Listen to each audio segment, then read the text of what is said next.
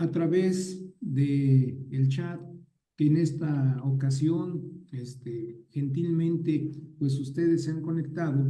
Públicamente agradecemos la presencia de todos y cada uno de nuestros amigos, que conforme van transcurriendo los minutos, nos da gusto ver cómo aumenta la asistencia a este tipo de eventos. De veras, gracias. Y bueno, veo que ya tenemos la asistencia de varios jóvenes, amigos todos, a quienes públicamente, repito, les agradezco su asistencia. El Colegio de la Academia Mexicana de Derecho de la Seguridad Social en Puebla, que se fundó desde el año 2015, se ha caracterizado no solamente por la generación de conocimientos, sino también la divulgación de los mismos en el área del derecho de la seguridad social. Y dentro de esas actividades nos ha permitido a lo largo de estos años, y en particular del año 2022, 2023 y lo que vamos ahora de 24, el realizar lo que hemos denominado conversatorios, como es el que el día de hoy se va a llevar a cabo. Pero además de la generación y divulgación de conocimientos a través de estos eventos, también se publican en nuestra revista digital Presente y Futuro de la Seguridad Social, que cuatrimestralmente se ha publicado a lo largo del año pasado.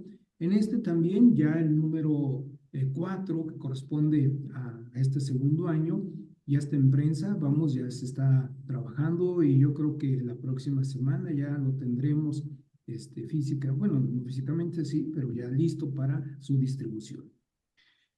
Aunado a ello también, desde mediados del año pasado, mensualmente llevamos a cabo un curso taller donde con casos prácticos se van analizando diferentes problemas que en el ámbito de la seguridad social se han presentado. Y desde luego nuestros amigos que han asistido a ellos, a esos talleres, pues nos han hecho comentarios muy interesantes y les ha parecido apropiada la forma en que nos hemos llevado a cabo. Estamos preparando ya nuestro tercer Congreso de Seguridad Social, donde grandes amigos nos han apoyado, como es el caso, entre otros, de nuestra querida amiga, la doctora Nora Isabel Anguiano, nuestro amigo Marcelo, en fin, infinidad de amigos que nos han apoyado y que públicamente agradecemos. Entonces, esta es una de las actividades que el colegio lleva a cabo. El día de hoy, contando con la presencia de una gran amiga también, como es la doctora Rosaelia Robles Medina, vamos a llevar a cabo este conversatorio de un tema muy interesante, porque recordemos que la Suprema Corte de Justicia ha señalado que aquellos asuntos que tienen que ver con seguridad social y que en un principio todos creíamos que no deberían entrar a un proceso de conciliación, pues sí tienen que entrar también. Y eso nos lleva, decía la exposición que hoy la doctora Rosaelia Robles Medina va a llevar a cabo, titulado La relevancia del criterio sobre discriminación indirecta en materia de seguridad social de la Suprema Corte de Justicia de la Nación. Nuestra amiga Rosaelia Robles Medina es doctora en Derecho, pero podemos apreciar que su trayectoria académica es bastante impresionante. Actualmente es profesora investigadora de tiempo completo en la Benemérita Universidad Autónoma de Puebla, específicamente en la Facultad de Derecho. Pero a ello debemos agregarle que ha sido catedrática en el Departamento de Derecho del Trabajo en la Universidad de las Américas, aquí en Puebla. También lo ha sido en el Instituto Tecnológico de Monterrey, Campus Puebla, en el Departamento de Derecho. De igual manera, también ha sido docente en la Universidad de Anáhuac y en la Escuela Libre de Derecho de Puebla. Sumando a todo esto, es miembro vigente del Sistema Nacional de Investigadores, cuenta con el perfil deseable PRODEP y ha publicado infinidad de artículos y capítulos de libros en revistas nacionales y extranjeras que se publican, por ejemplo, en Brasil y Colombia. Y desde luego también ha publicado libros en la editorial Tirán Loblanche. Como nos damos cuenta entonces, la actividad en el ámbito docente y de la investigación de la doctora Rosaelia Robles Medina es amplísima. ¿Por qué motivo? Porque su línea de investigación es el derecho del trabajo, los derechos humanos laborales y el derecho social. Y en base a esta trayectoria, la Casa de la Cultura Jurídica de la Suprema Corte de Justicia de la Nación la ha invitado a ser ponente en diversos eventos.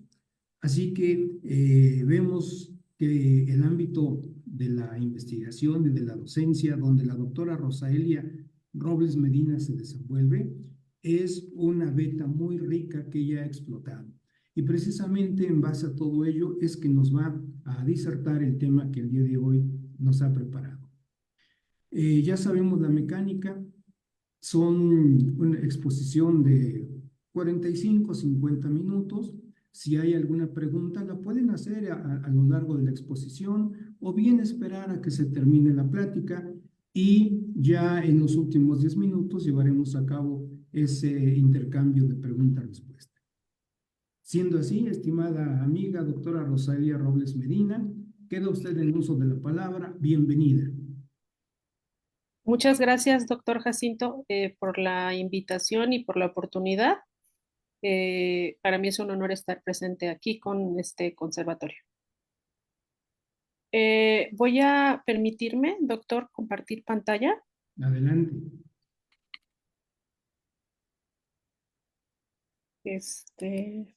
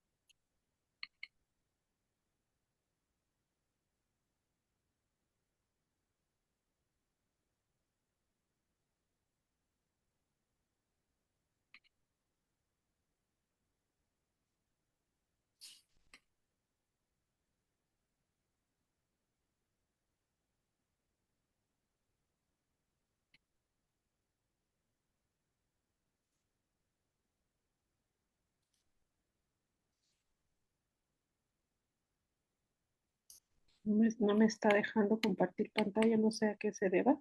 Fanny, ¿podemos apoyar a la doctora? Sí, si gusta, puede.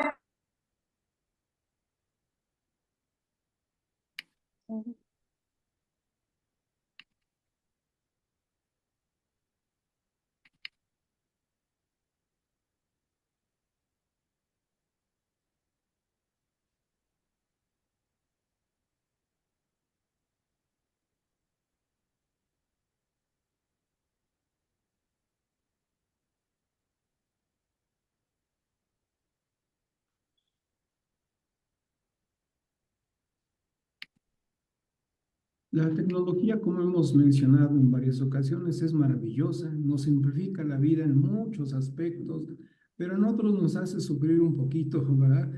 A todos nos ha sucedido. Esperamos unos momentos para que la doctora pueda poder compartir su pantalla y de esa manera seguir adelante. Doctora, ¿puede volver a intentar compartir, por favor? Ok.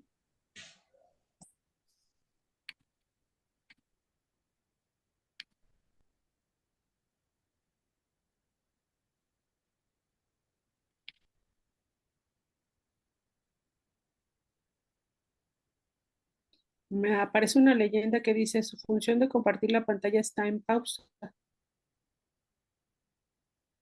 pero pues no está en pausa, de hecho la acabo de programar, está un poco raro eso, ¿no? A ver, voy a cambiarme aquí.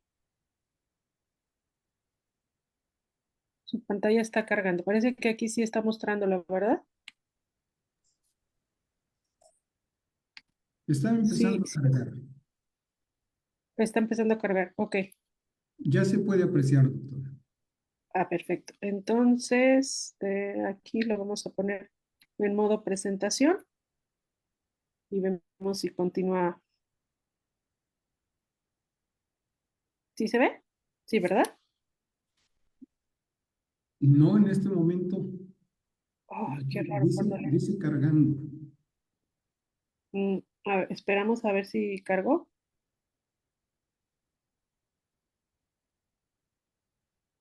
Es que creo que el detalle es que como está en la nube, si lo pongo en modo presentación pareciera que no me deja que se vea. Pero bueno, podría ser de esta manera. Lo pongo aquí, me indica doctor, si se ve, me voy a la pantalla que quiero y vemos si con eso ya, así, o sea, lo que me refiero es que no Ya se ponerlo en modo aprecia. presentación, porque si lo pongo en modo presentación parece como que se corta, ¿verdad? Ya se aprecia. Si lo dejo así, tiene buena vista, o sea, se alcanza a leer. Yo sí lo alcanzo a ver y a leer. Ok, bueno, entonces mejor lo dejo así, no lo pongo en modo de presentación porque cuando lo pongo en modo presentación parece que se desconecta. Ahora, no sé si porque está en la nube. Bueno, entonces voy a comenzar, doctor. Muchas gracias. Este criterio de la Corte, como su nombre lo indica, fue muy relevante porque tiene que ver con un análisis que la Corte hace sobre la discriminación indirecta que se hacía o que se daba en materia de seguridad social y que la Corte, al analizar, pues hizo algunas, además del análisis, consideró que había un tema oculto de discriminación que tiene que ver con la seguridad social, pero que poco a poco iré indagando un poquito más en ello, presentándolo. Es muy relevante porque dio o fue una reforma que se llevó a cabo precisamente por este criterio, pero más que nada, digo, al final ya es una reforma y diríamos, bueno, y si ya está reformado, ¿para qué nos sirve? Pues nos sirve porque desde el punto de vista teórico hay muchas cuestiones que tenemos que conocer para poderlas hacer valer desde el punto de vista jurisdiccional. Entonces, es más que nada por esa cuestión de la importancia de conocer este tipo de criterios, ¿sí? Ahora, comencemos entonces por establecer la parte conceptual de lo que es la discriminación desde un punto de vista muy amplio. Para poder llegar a una discriminación indirecta, tenemos que hablar primero de el enfoque que tiene el discurso moderno respecto a la discriminación. Y en este sentido podemos hablar de que cuando hablamos de algo amplio, estamos hablando de cualquier tipo de infracción que tenga que ver con la igualdad, ¿no? O sea, infracciones en el principio de igualdad, pero como podemos ver aquí, pues es un sentido muy amplio, ¿no? Realmente aquí incluso podríamos decir que desde el enfoque jurisdiccional sería bastante general y a lo mejor podría prestarse a algún tipo de ambigüedad. Por ello es importante empezarlo a delimitar para poder llegar precisamente a algo más estricto, algo mucho más concreto en la cuestión de cómo podemos analizar lo que fue lo que en su momento la Corte hace. Ahora, hablando del principio de igualdad, pero ya desde el punto de vista de un sentido estricto, aquí vamos a hablar de que existe una violación a la igualdad, al principio de igualdad, en donde van a concurrir lo que conocemos ahora como categorías sospechosas. estas famosas categorías sospechosas que se encuentran establecidas en el artículo primero constitucional, en donde la Corte principalmente, aunque también las autoridades de todos los niveles están obligados a, eh, a resolver o salvaguardar también la cuestión de que no se infrinjan derechos humanos. Y en particular cuando estamos hablando de la discriminación que se asocia con el principio de igualdad. Esas categorías sospechosas, como refiere el artículo primero constitucional, son todas estas cuestiones relacionadas con el género, con la raza, con la religión, con el origen étnico, con, con la orientación sexual, este, condición social, etcétera. Toda la lista de tipos de categorías sospechosas precisamente las establece el artículo primero constitucional y básicamente hace referencia que, como su nombre lo indica, ¿verdad? Que cuando estemos frente a una sospecha de alguna categoría en donde es probable que se esté discriminando, hay que hacer un especial análisis para confirmar o no si se está discriminando, ¿sí? Es decir, un trato diferente en cuanto al análisis, pero que es un trato al mismo tiempo justificado, ¿sí? Así es como sería visto entonces desde el punto de vista estricto. Ahora, hablando de la discriminación que tiene que ver con el principio de igualdad desde el enfoque internacional, esto se considera parte de lo que conocemos como eh, un jus cogens, que es cuando se supone que este tipo de principios van a permear en todo el ordenamiento jurídico. En otras palabras, algunos autores señalan que, por ejemplo, la libertad y la igualdad principalmente son transversales, también así lo ha señalado la Corte, la Suprema Corte de Justicia de la Nación. ¿Por qué transversales? Pues porque de alguna manera los vamos a ver en todo el ordenamiento jurídico, que ese es el punto de que permea. Entonces, los podemos ver o se pueden aplicar en cualquier área, si, penal, civil, laboral y obviamente seguridad social, que justo ahí es donde nos vamos a detener con este criterio de la Corte. Ahora, ya establecido entonces en sentido estricto que es la discriminación, vamos con su clasificación porque justo ahí es donde vamos a encontrar a la discriminación indirecta. Teóricamente, la discriminación tiene diferentes, digamos, modalidades que están ya clasificadas desde hace alrededor de 20 años, y que podríamos incluso señalarlo como una crítica a la Corte mexicana, a la Suprema Corte de Justicia de la Nación, porque tardó demasiado tiempo en empezar a aplicar estos criterios que en otros países pues ya tienen alrededor de 20 años, ¿no? Entonces, bueno, aquí, por ejemplo, vemos que esta clasificación eh, de una peruana nos dice que hay clasificación de la discriminación. La número uno es por diferenciación, que como su nombre nos los está indicando, tiene que ver con un trato injusto que se dan a las personas sin que exista una fundamentación que al mismo tiempo sea objetiva y razonable.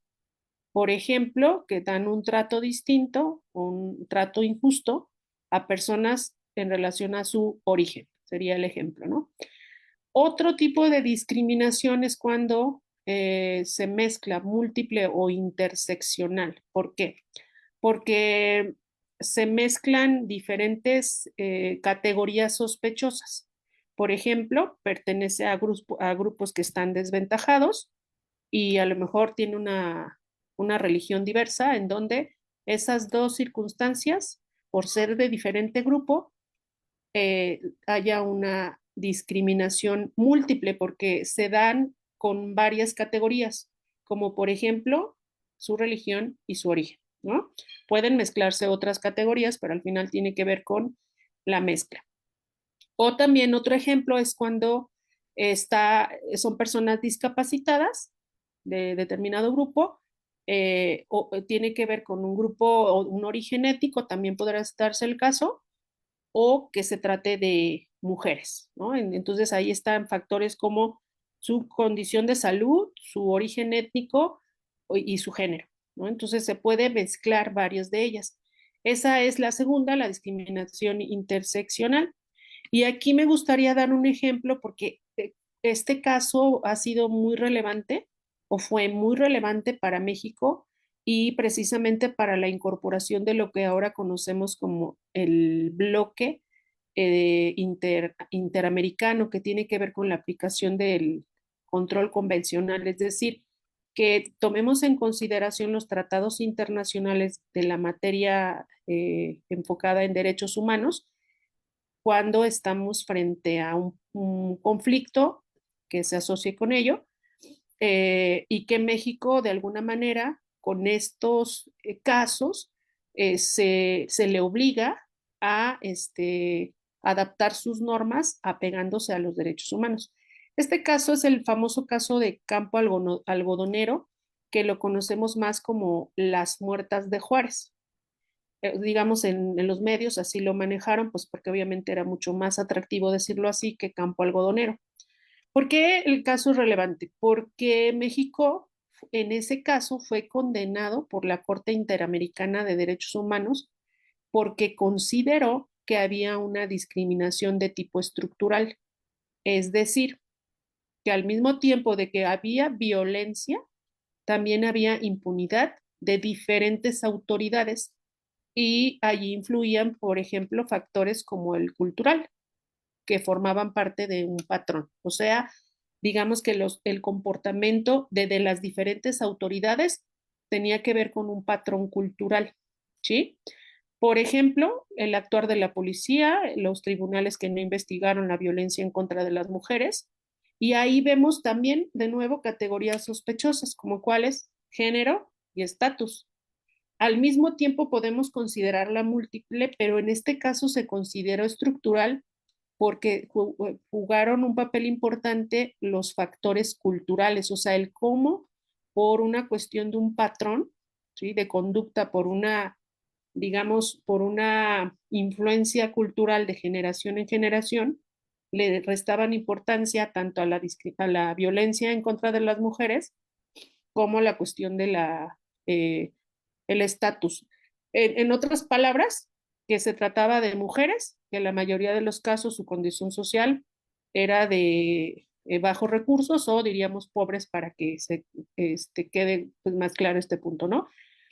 Entonces, incluso podemos ver aquí esta discriminación estructural puede sumar más de un tipo de categorías y el ejemplo lo menciono porque precisamente ayudó en el sentido de que ahora tenemos que observar no solo como teóricos, sino también como abogados litigantes los criterios que la Corte emite, pero también observar las jurisprudencias de la Corte Interamericana de Derechos Humanos porque nos pueden servir, sobre todo cuando estamos invocando cuestiones de inconstitucionalidad, es decir, cuando estamos frente a un amparo, ¿sí? Bueno, entonces es relevante teóricamente hablando, pero también es relevante poderlo aplicar en un amparo que se promueva. Otro tipo de discriminación, les decía, la estructural, en cuanto a que en esta se toman en consideración datos históricos que se dan de fenómenos que son sistemáticos, es decir, se encuentran muchas veces sometidos o están desventajados porque son ciertos sectores de la sociedad, ¿sí? Este autor argentino menciona que existe, existe una relación en donde históricamente hay grupos de personas o comunidades pues que están desventajados, es lo que menciona y eso lo considera pues un enfoque de discriminación estructural por datos históricos de cómo en ciertos sectores siempre ha habido ciertas desventajas, ¿no? Eh, Llegamos a la que nos interesa, está la directa y la indirecta. La directa es cuando existe una discriminación, o sea, latente, que se observa, es decir, trato diferenciado de alguna categoría sospechosa de las que les mencionaba hace un momento, del artículo primero constitucional. Y por otro lado tenemos la indirecta, que podríamos decir, esta es la de todas, podríamos decir que es de las difíciles de ubicar, porque no se presenta de una manera explícita, clara o evidente. Más bien, muchas veces es oculta o hay omisión que no es tan fácil de que se observe. Y ahorita vamos a dar algunos ejemplos de ellos. Precisamente por ello la relevancia. Vamos a comparar la directa con la indirecta para que de alguna manera esto ayude o aclare la diferencia entre que esté oculto o que no se vea a que está tal cual en la norma, ¿no? En la norma jurídica. Ejemplo número 1 que tiene que ver con la discriminación indirecta, primero.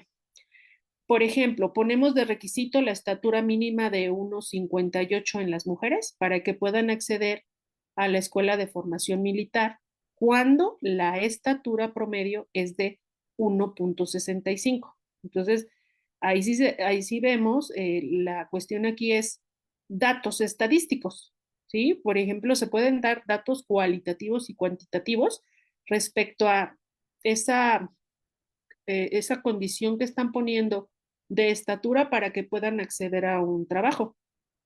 Pero ¿cómo poner una estatura de 1,68 cuando el promedio es de 1,65? ¿Sí?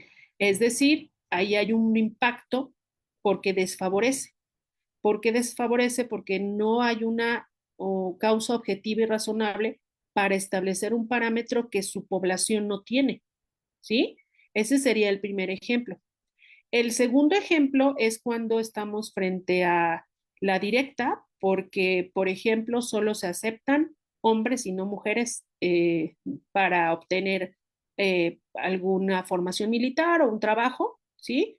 Y aquí está enfocada en razón del sexo, ¿no? Hombres y mujeres. Entonces, es evidente en la segunda que está la prohibición de no mujeres, y ahí pues es directo porque está en la norma y se ve con claridad. La que no es evidente es la indirecta, precisamente porque, como había mencionado, muchas veces no es visible. Por ejemplo, diría la autoridad, bueno, pero no le estás negando el acceso al trabajo, solamente le estás poniendo un límite en cuanto a la estatura mínima que debe tener la mujer para poder entrar a una escuela militar. Pero aquí el detalle es la segunda parte. ¿Cuál es la estatura promedio para poder yo establecer un parámetro que se considere razonable? Ahí es donde está, digamos, el análisis. Ahora, eh,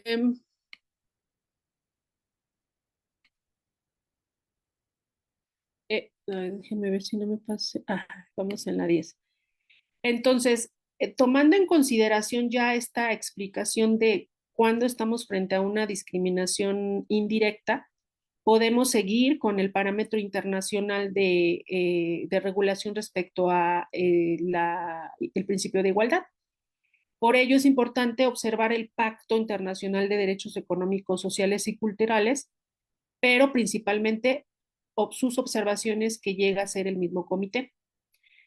Por ejemplo, la observación número 20 establecía o establece que la discriminación puede consistir en normas legales, políticas, prácticas, actitudes culturales, lo que mencionaba hace un momento, que predominen tanto en el sector público como privado y que de alguna manera van a generar una desventaja, ¿sí? Para grupos o privilegios para otros, ¿sí? Entonces, esto abona a lo que acabo de mencionar respecto a que se puede dar no solo en las normas, sino en las políticas, en las prácticas o por actitudes de tipo cultural, que es donde muchas veces lo vemos. Ahora, vamos a la demostración. ¿Cómo le haríamos para demostrar que hay una discriminación indirecta?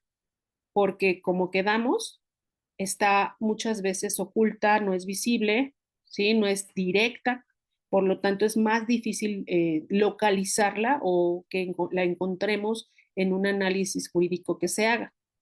En la directa se demuestra simplemente con la disposición. Aquí dice con claridad que no se puede, ¿no? Por ejemplo, en materia de seguridad social, este criterio de la Corte en donde analiza por qué a los hombres no se les puede, bueno, que ya está, digamos, rebasado, pero un criterio que aclaró que cuando un hombre pide asignaciones familiares, no tiene por qué demostrar una dependencia económica, puesto que si lo hace es que lo están enfocando, más bien lo están determinando dentro de un rol, ¿sí? En otras palabras, que tiene que demostrar que dependía económicamente de la esposa fallecida y ante la viudez en esa pensión pida una asignación familiar. O sea que todavía tiene hijos pequeños a su cuidado y que enviudó. Este análisis que en su momento hizo la Corte hace referencia a que si nosotros establecemos los roles de las mujeres y de los hombres y que al hombre lo ponemos como el que trabaja y a la mujer como la que cuida a los hijos, entonces estamos discriminando porque los asumimos dentro de un rol en donde influyen los estereotipos, ¿sí? O sea, una cuestión cultural. Y entonces aquí la Corte dice, no tendría por qué el hombre demostrar, porque si lo tiene que hacer, entonces lo está asumiendo dentro de un rol. Eso es directo. Sin embargo, en el indirecto, como ya habíamos mencionado, se necesita más para demostrar, ¿sí? En el directo hay ejemplos como rangos de edad para un puesto, un idioma, para desempeñar un puesto, es decir, las famosas categorías sospechosas del artículo primero constitucional. Pero ¿cómo le hacemos para demostrar la discriminación indirecta? En este caso, la Corte señala que para poderlo hacer, como no es consciente y no es deliberado como el directo no se ve, entonces aquí lo que tenemos que hacer es realizar un test estricto, o sea, que se incluyan en el análisis tanto aspectos cualitativos como cuantitativos para visualizar si la ley está siendo neutral, porque esa neutralidad podría estar discriminando a alguien. Y ahí es donde la Corte dice, vamos a ver si valdría la pena hacer un test estricto. Hablemos de los test un poquito, los test que aplica la Corte. La Corte señala que puede haber test leve, bueno, más bien no la Corte, la doctrina. Señala el leve que tiene que ver con test en economía, entre cuestiones tributarias, política internacional, nada que amenaza el derecho. Hay otro que es nivel intermedio, entre el leve y el estricto, que habla de afectación, pero que no sea de un derecho fundamental. Cuando estamos hablando de derechos fundamentales, ahí es donde tenemos forzosamente que aplicar un test estricto, que seguramente cuando leemos las resoluciones de la Corte, vemos que aplica estos famosos test, ¿no? Y entonces ahí nos dice test estricto, y a eso se está refiriendo con lo estricto. Lo estricto. Ahora, ¿qué debe de tomar en consideración? Por ejemplo, en un test de igualdad, la Corte lo que hace es tomar en cuenta si el principio de igualdad normativa necesita, por ejemplo, ser comparado con otros sistemas o con otros regímenes jurídicos. Es decir, primero comparar la cuestión contemporánea de lo que es la igualdad normativa, ¿sí? También puede hacer o debe más bien establecer una situación de igualdad y de diferencia de trato, y si esa diferenciación tiene una finalidad constitucional que podríamos considerarla válida o no. Otra exigencia es la de la garantía de igualdad, en donde debe legitimar que ese fin buscado es precisamente objetivo, lo que decíamos hace un momento, que sea objetivo y razonable. Y finalmente debe determinarse si la medida legislativa es proporcional. Entonces, todos esos detalles o parámetros la Corte los conoce y obviamente cuando la Corte emite alguna resolución, los va a tomar en consideración. Y eso sucedió precisamente con este caso. Este es el criterio de la Corte que se presentó en la segunda sala con el amparo directo 9/2018, que lo podemos encontrar dentro de los famosos cuadernos de jurisprudencia que la Corte ha estado emitiendo, en donde hay muchos criterios relevantes que la Corte escoge precisamente por su relevancia. Llegamos entonces al caso. ¿Por qué de seguridad social? Porque es un caso en donde una mujer reclama un despido injustificado y obviamente lo que va de la mano con ese despido injustificado, que son las prestaciones y la indemnización constitucional, ya que había laborado desde 1959 en una casa de mujer de trabajo doméstico, ¿sí? Y además solicitó que se le hicieran retroactivas las semanas que no cotizó en el IMSS, ya que no había, además de no haber gozado de las prestaciones en especie, pues tampoco tuvo las prestaciones en dinero, no generó semanas, etcétera, de muchos años de antigüedad, por lo menos 40, más de 40 años. Entonces, eh, al mismo tiempo, vinculaba la cuestión de que se le fincaran capitales constitutivos al patrón para que se pudieran contabilizar esas semanas retroactivas. ¿Qué sucede? Pues que recordemos, en el trabajo doméstico, la ley del Seguro Social señalaba, perdón, que los trabajadores, las trabajadoras domésticas principalmente, estaban en el régimen voluntario. Entonces, aquí es donde empieza el análisis de la Corte, en donde consideró que al excluir a las mujeres trabajadoras y trabajadores, repito, aunque es más de trabajadoras del hogar o de domésticas, y encontrarse dentro del régimen voluntario y no dentro del obligatorio como el resto de los trabajadores, era una discriminación indirecta porque estaba afectando el principio de igualdad y equidad al mismo tiempo, porque había una diferenciación que superaba el escrutinio constitucional, o sea, lo del famoso test del que hace un momento les hablaba. Entonces, ¿dónde estaba legalmente esa exclusión? Estaba en la ley del Seguro Social, en el artículo 13, donde hace la clasificación precisamente de dos tipos de régimen, el régimen voluntario, el régimen obligatorio, y en el obligatorio, pues los trabajadores que tengan una relación de trabajo, su nombre lo indica, ¿verdad? Y del otro lado, el voluntario, que también como su nombre lo indica, pues no están obligados porque es voluntario, ¿sí? Ahí es donde vemos que hay una discriminación porque afectaba desproporcionadamente a la mujer sin una justificación, ¿sí? O sea, no había alguna justificación objetiva y razonable. Entonces, ¿cuál era la categoría sospechosa que estaba inmersa? Género, ¿sí? Género porque ahorita veremos, pero en la cuestión cuantitativa se nota que es un trabajo que en la mayoría de los casos, en porcentaje es mucho mayor en el caso de las mujeres que realicen trabajo doméstico, también por un tema de roles. Y al establecer en la ley del Seguro Social en términos neutrales, que podría aplicar tanto a mujeres como a hombres, no significaba que fuera directa y por ello ahí estaba la parte indirecta en relación precisamente a que era neutral, pero no podía hacerlo porque estaba enfocado en la categoría de género. Entonces, ¿qué hace la Corte? Ese escrutinio, tanto cualitativo como cuantitativo. En la parte cuantitativa, descubre que estadísticamente la labor del hogar se realiza preponderantemente por mujeres, es decir, 9 de cada 10 mujeres trabajan en el hogar, o sea, un 90% en la proporción es trabajo realizado por mujeres. Y desde el punto de vista cualitativo, analizan que el trabajo doméstico o del hogar es realizado o más bien se encuentra dentro del título sexto de la ley precisamente denominado trabajo especial.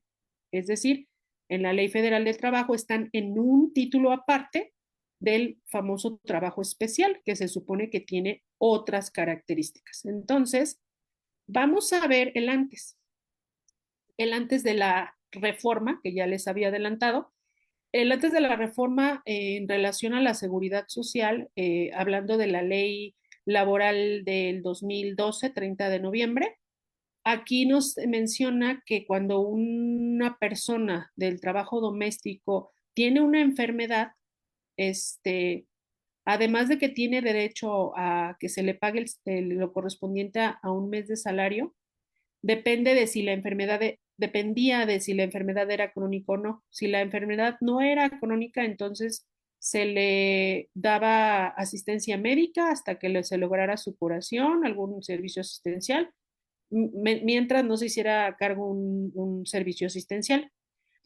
Y si fuera crónica, entonces cambiaba porque si había prestado sus servicios por lo menos 6 meses, entonces ya tenía derecho a que se le proporcionara asistencia médica hasta por 3 meses o antes si había alguna ayuda o alguna asistencia, ¿no?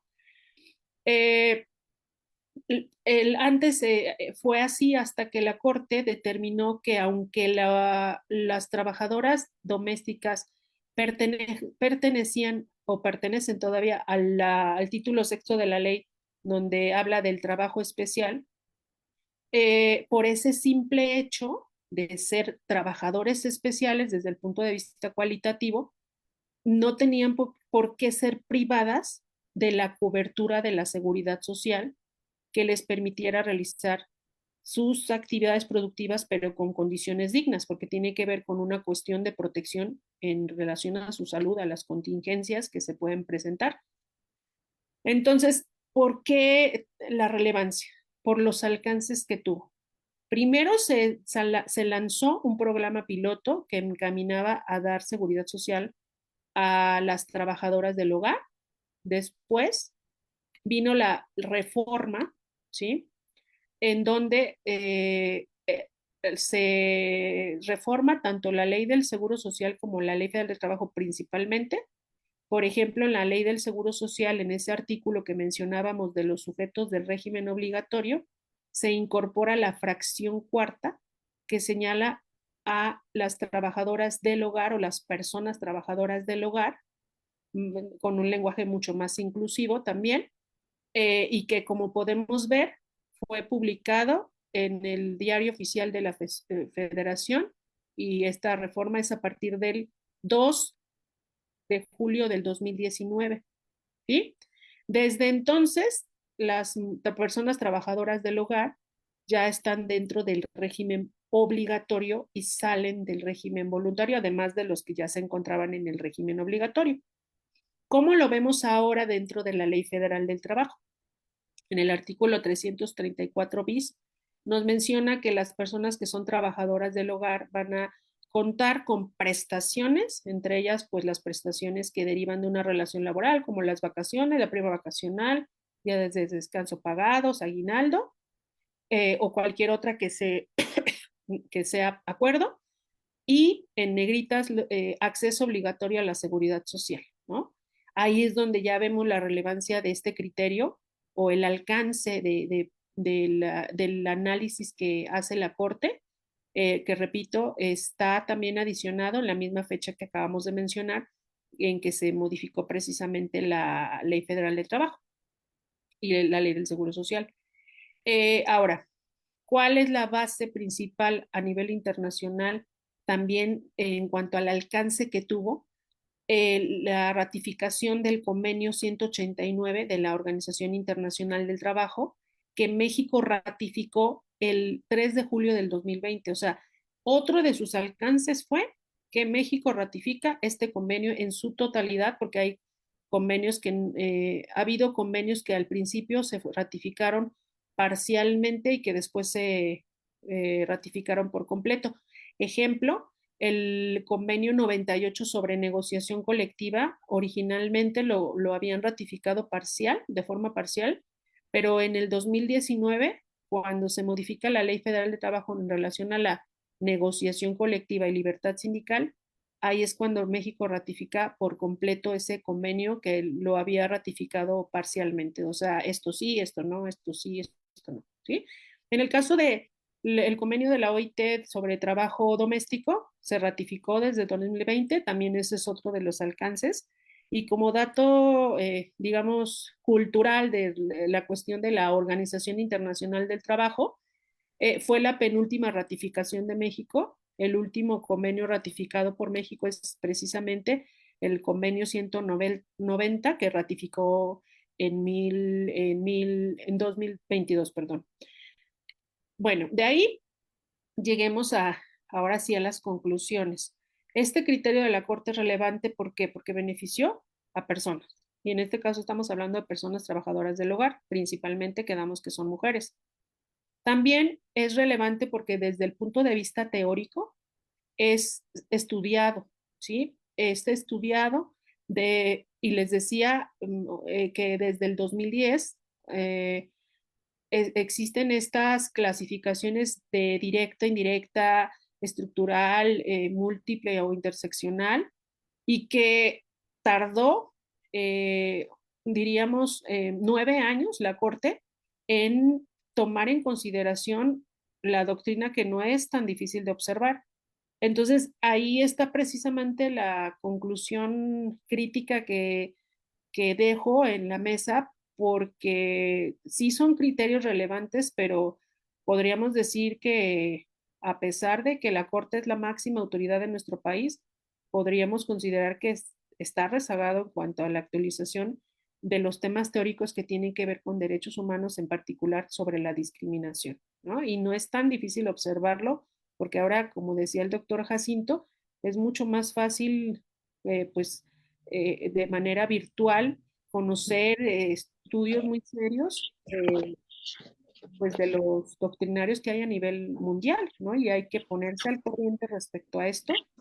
Ahora, jurídicamente, ¿para qué nos sirve conocer criterios relevantes como estos?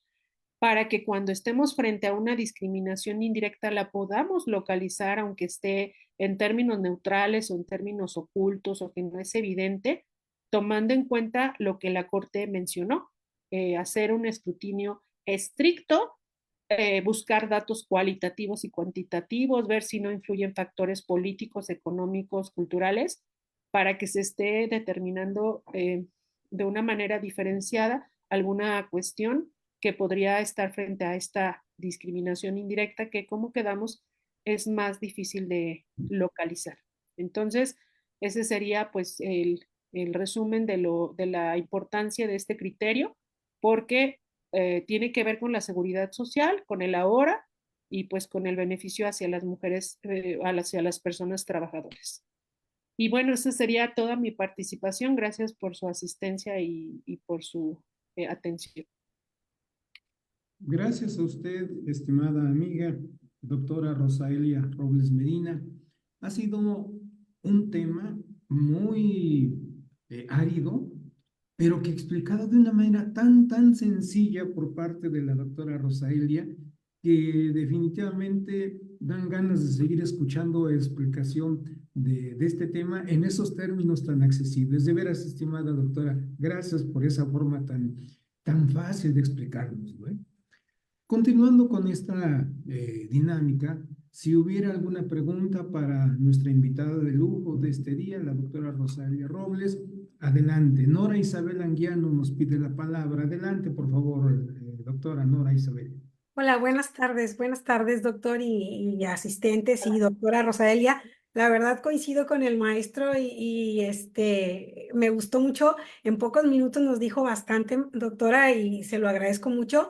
Y bueno, yo quiero comentar que, por ejemplo, el año pasado, el 20 de enero del año pasado, 2023, hubo unas reformas a la Ley de Seguro Social a diversos artículos, pero me llama la atención porque, por ejemplo, nos desglosaron a detalle, bueno, por ejemplo, el artículo 5A fracción doceava, anteriormente nos hablaba de los beneficiarios y lo reducía a 5A fracción 12, por ejemplo, a cónyuge del asegurado, pensionado y a falta de este concubino o concubinaria, y ahora lo extiende a, dice la o el cónyuge del asegurado o asegurada o del pensionado o de la pensionada, y a falta de estos concubina, concubinario, o quien haya suscrito una unión civil con el asegurado o asegurada. Entonces, me parece que va un poco de la mano, un poquito relacionado con lo que nos acaba de explicar de la discriminación, porque anteriormente era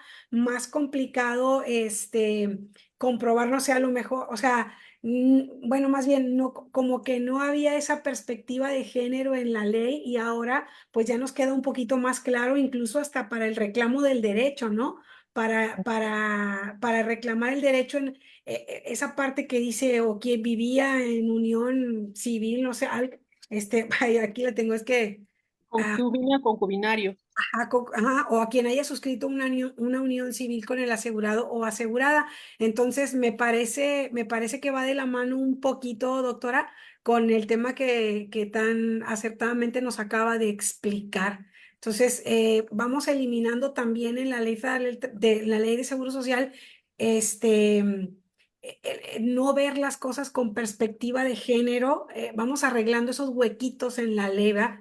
Sí, Entonces me parece, bueno, yo creí conveniente hacer mi comentario. ¿Es cuanto?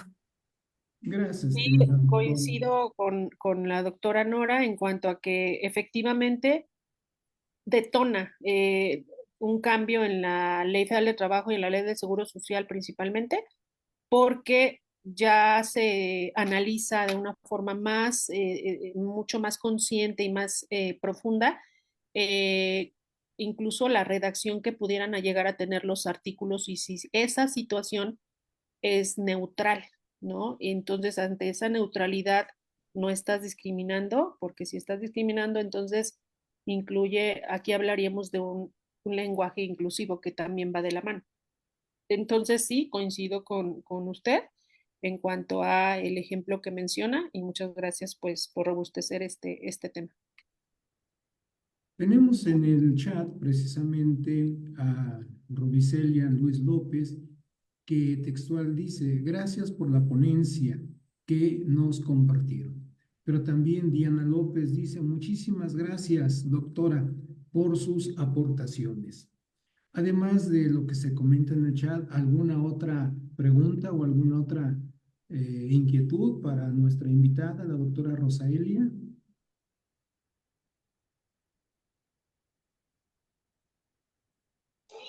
Em, Elsa Victoria. Hola, buenas tardes a todos. Muchas gracias por la invitación y me he saboreado esta tarde las palabras aquí de la doctora, de lo que nos está comentando, platicando, instruyendo.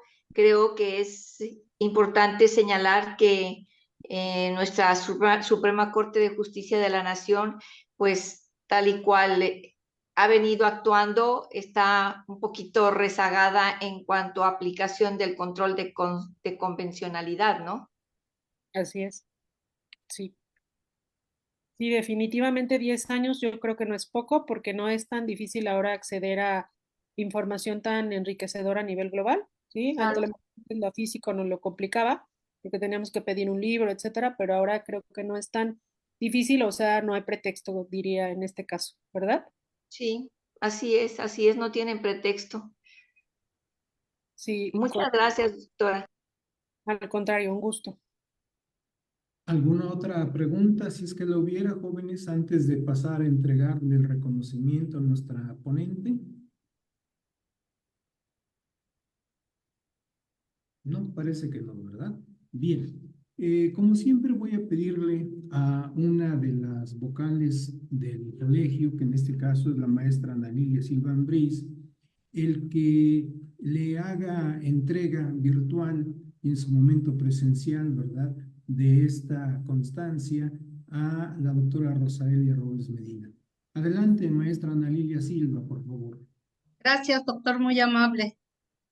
Doctora Rosaelia, una una charla exquisita. Gracias por puntualizar, aclarar esos pequeños detalles que tiene la ley y de los cuales se puede hacer muchísimas cosas. Muchas gracias, doctora. Espero que no sea la primera, sino que muchas más esté con nosotros. Voy a dar lectura al reconocimiento. Colegio de la Academia Mexicana del Derecho de la Seguridad Social en Puebla, AC. Otorga la presente constancia a la doctora Rosaelia Robles Medina, en agradecimiento por su participación en el primer conversatorio virtual 2024, denominado La relevancia del criterio sobre discriminación indirecta en materia de seguridad social de la Suprema Corte de Justicia de la Nación, realizado el 19 de enero del 2024.